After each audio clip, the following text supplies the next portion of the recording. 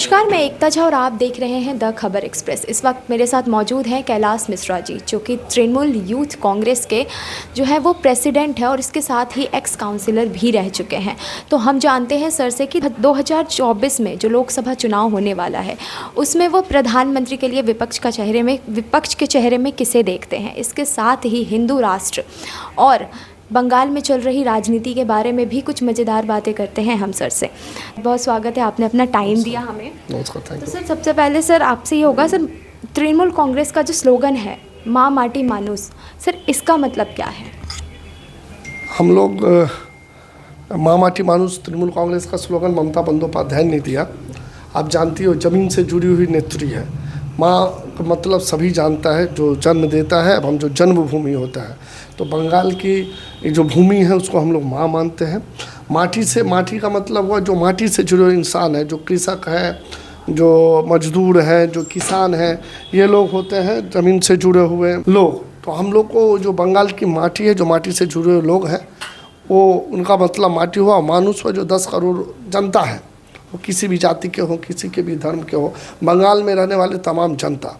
तो ये माँ माटी मानुस 3 स्लोगन देके ममता बंदोपाध्याय ने यहाँ के लोगों के लिए काम किया है। बस सर 2024 में जो है सर, वो बीजेपी में जो प्रधानमंत्री का चेहरा है वो नरेंद्र मोदी का है। और सर यहाँ पे जो इंडिया अलायंस है जिसमें 26 से ज़्यादा पार्टियां हैं, तो आपको क्या लग रहा है सर, अगर इंडिया अलायंसेस जीतती है तो प्रधानमंत्री का चेहरा क्या ममता बनर्जी बनेंगी? हमारे हिसाब से, तृणमूल यूथ कांग्रेस के कर्मी हिसाब से, तो हमारा तो यही इच्छा रहेगा कि ममता बंदोपाध्याय ही बने प्रधानमंत्री का चेहरा। और ऐसे भी आप देखिएगा तो देश के हर एक कोना में अगर कोई एक नेता जो बीजेपी के विरुद्ध में लड़ाई कर रहा है, जो सामने आके मोदी के अगेंस्ट में या बीजेपी के जो गलत कामों के विरुद्ध में बोल रहे हैं, वो ममता बनर्जी है। तो एज ए तृणमूल कांग्रेस के वर्कर, एज ए बंगाल का नागरिक, हमारा तो सपना है कि दीदी बने इंडिया जोट का मुख और प्रधानमंत्री भी वही बने। सर क्या जो टीएमसी है वो केवल बीजेपी रूलिंग राज्य पे ही अपना वर्चस्व लहराना चाहती है? ने वर्चस्व तो कहीं भी लहराना नहीं चाहती है। तृणमूल कांग्रेस चाहती है कि देश के हर एक राज्य में, हर एक कोना में, हर एक अंचल में माँ माटी मानुस का सरकार बने, लोगों का सरकार बने, जनता का सरकार बने, कोई तानाशाही सरकार ना बने। इसलिए तृणमूल कांग्रेस हर एक जगह, हर एक राज्य में जाना चाहती है। सर चुनाव आते ही जो है सर, बंगाल में हिंसा का माहौल देखने को मिल जाता है, कहीं बम फेंका जाता है सर, वहाँ पे कहीं ना कहीं तृणमूल के खुद के लोग भी घायल होते हैं। तो इसको लेके आपका क्या विचार है? जो हारते हैं, जो लोग इलेक्शन में हार का सामना करते हैं, वो लोग ही हिंसा करते हैं। तो हम तृणमूल कांग्रेस के ऊपर तो लोगों का आस्था है।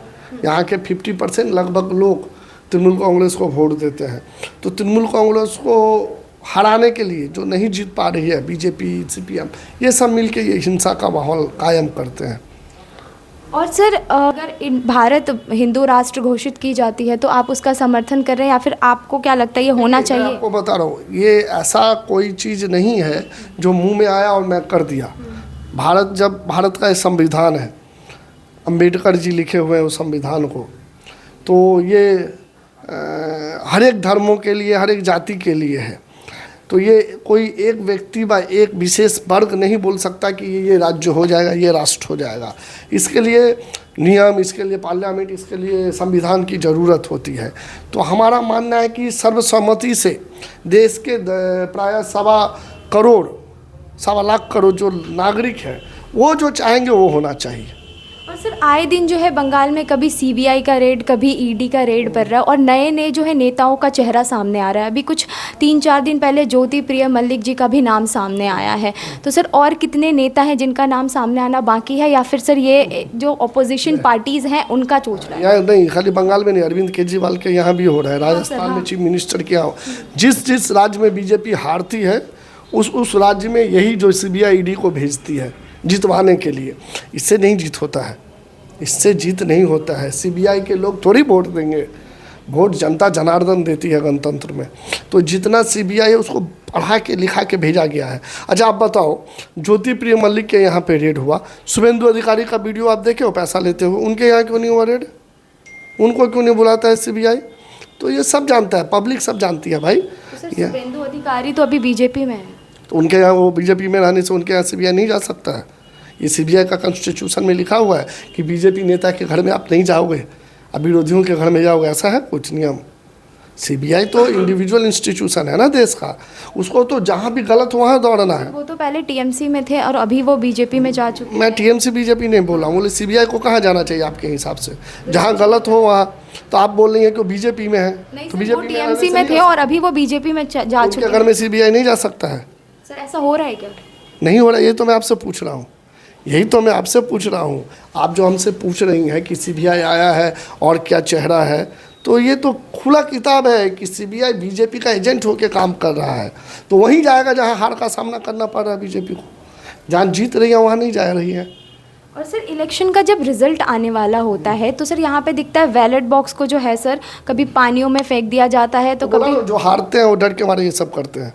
बीजेपी सीपीएम कांग्रेस ये सब हार जाता है तो बोलो, हम लोग में कहावत है ना, खौझाया हुआ बिल्ली खंबा को नोचता है, तो वो लोग हार जाता है इसलिए ये काम करते सर हैं। ये चीज़ तो बंगाल में हो रहा है। बंगाल में ही तो हारते हैं ना बीजेपी सीपीएम कांग्रेस, तो वही लोग ये काम करते हैं। हार गया तो बैलेट बॉक्स फेंक दो, हार गया तो मार दो, हार गया तो बम बना के वहाँ पे ये कर दो, तो ये वो लोग का काम है। तृणमूल का कांग्रेस का काम है लोगों का आस्था जीतना, लोगों का प्यार जीतना, भरोसा जीतना, वोट जीतना। सर एक आखिरी क्वेश्चन सर आपसे, सर 2024 का जो चुनाव होने वाला है तो क्या सर ये सिर्फ धर्म के बेसिस पे ये चुनाव हो रहा है? चुनाव तो धर्म के बेसिस पे नहीं होता है, धर्म के बेसिस पे मंदिर बनते हैं, मस्जिद बनते हैं। चुनाव होना चाहिए काम के, कार्यों के बेसिस पे, चुनाव होना चाहिए डेवलपमेंट के बेसिस पे। क्या चुनाव डेवलपमेंट के बेसिस पे हो रहा है?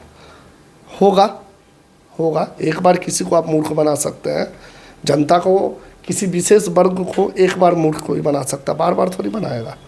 होगा, इस बार होगा काम के बेसिस पे। तो जैसा कि आपने देखा हमारे साथ थे कैलाश मिश्रा जी, हमने काफ़ी बातचीत की और हमारा ये इंटरव्यू आपको कैसा लगा ये हमें कमेंट करके ज़रूर बताएं और वीडियो को लाइक करें और चैनल को सब्सक्राइब करना बिल्कुल ना भूलें।